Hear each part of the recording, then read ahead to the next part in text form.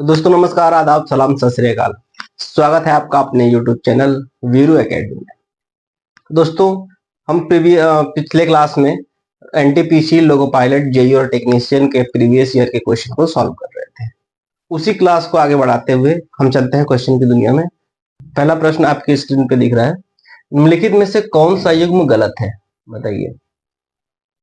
Haematite लोहा का, pitch blend तांबा का, मानाजाइट थोरियम का। दोस्तों हेमाटाइट जो है वो लोहे का अयस्क होता है। हेमाटाइट किसका अयस्क है? लोहे का। मानाजाइट थोरियम का अयस्क है, इसमें नो डाउट। जो गलत है इसमें वह है पिच ब्लेंड, जो कि तांबा का दे रखा है, जबकि पिच ब्लेंड किसका अयस्क है और किसका है? यूरेनियम का। ठीक है, तो दूसरा गलत हो जाएगा। तो ऑप्शन नंबर सही हो जाएगा दूसरा, केवल दूसरा गलत है, बाकी पहला और तीसरा क्या है? सही है। ठीक है, चलते हैं अगले क्वेश्चन पे। समभारिक क्या होते हैं, बताइए। समभारिक क्या होते हैं? समभारिक ऑप्शन से ही हमें कुछ हिंट मिल रहा है, शायद इससे बता देंगे आप। कोई एलिमेंट होता है, मान ले यहाँ पे सोडियम है। सोडियम का एटॉमिक नंबर कितना होता है? 11। एटॉमिक मास कितना होता है? 22। ठीक है,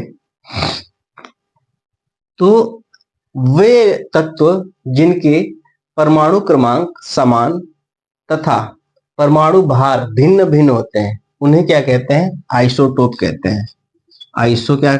आइसोटोप क्या कहते हैं? आइसोटोप। हिंदी में कहते हैं समस्थानिक।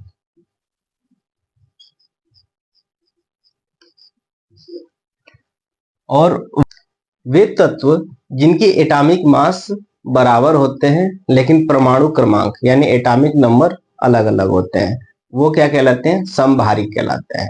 क्या कहलाते हैं? समभारिक।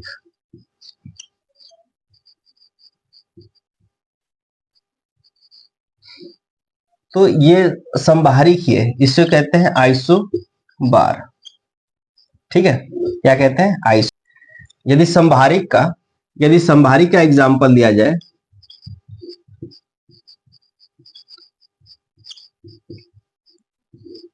इसको कहते हैं आइसोबार। ठीक है, इसका यदि एग्जांपल दिया जाए तो मान लो पोटेशियम है, उसका एटॉमिक मास कितना है? 40 है। एटॉमिक कितना नंबर कितना है? 19 है। Atomic mass 40। और वही ले लेते हैं हम कैल्शियम। क्या लेते हैं? कैल्शियम। एटॉमिक नंबर कितना है? 20। एटॉमिक मास कितना है? 40।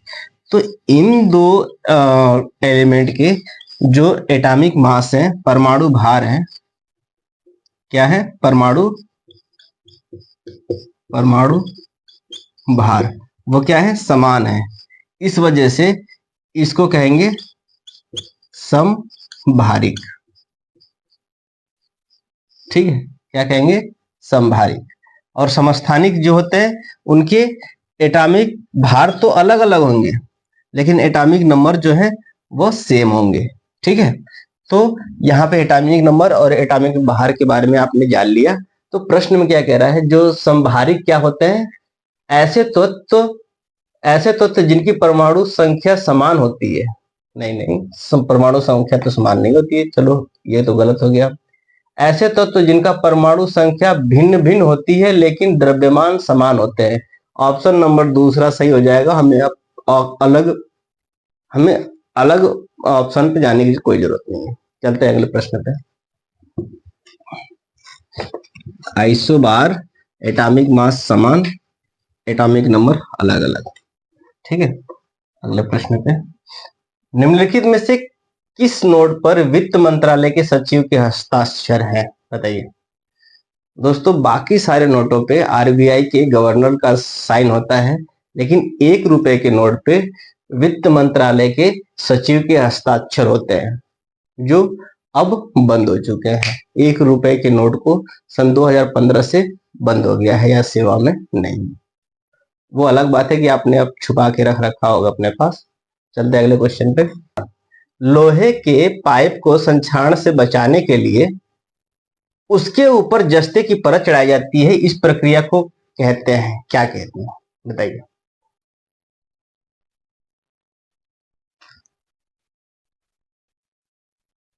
लोहे के पाइप को संक्षारण यानी इरोजन यानी रस्टिंग से बचाने के लिए उस पे किसकी परत चढ़ाई जाती है? जस्ते की।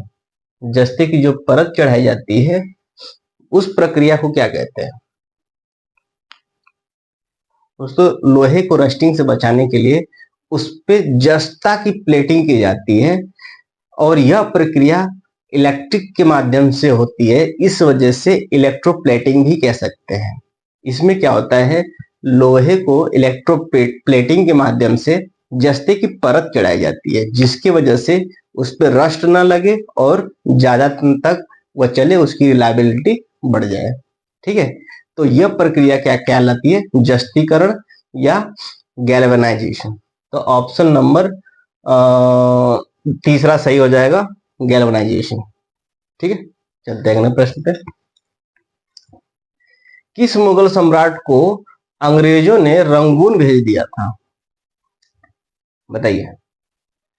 इसका सही जवाब हो जाएगा सन 1857 में मुगल बादशाह बहादुर शाह जफर, जो 1857 के विद्रोह में शामिल होने की वजह से अंग्रेजों ने इनको सजा के तौर पे रंगून भेज दिया था।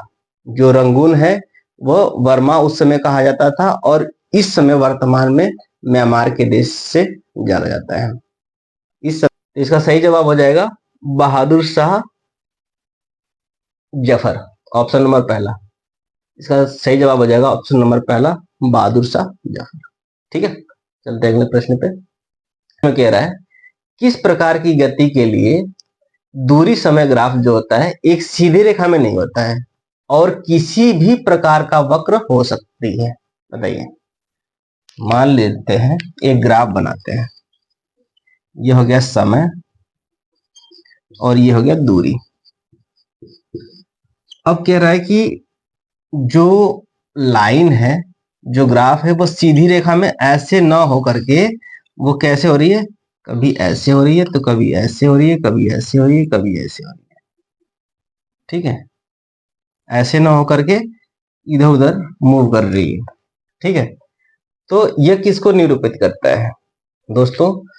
जब भी यह एक सीधी रेखा में गमन करती है लाइन, ये रेखा समय दूरी ग्राफ, तो इसका मतलब होता है एक समान चाल से, एक समान चाल से वस्तु चल रही है। ठीक है, और मान लेते हैं कि यहां से कोई रेखा गई है, इसको हम क्या मानेंगे? इस रेखा को क्या मानेंगे? समय तो बढ़ रहा है, लेकिन समय तो बढ़ रहा है, लेकिन क्या दूरी बढ़ रही है?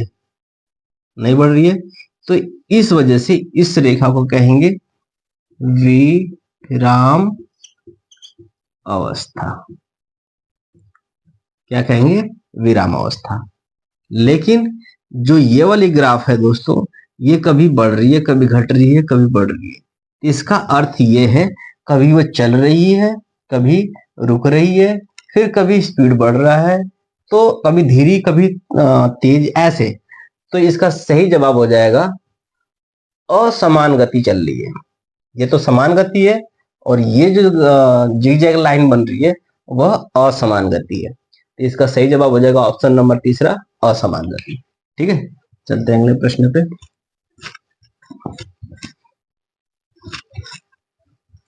अगला प्रश्न क्या कह रहा है, निम्नलिखित में से कौन बिजली का कुचालक है? कुचालक कहने का मतलब those element which is bad conductor of electricity.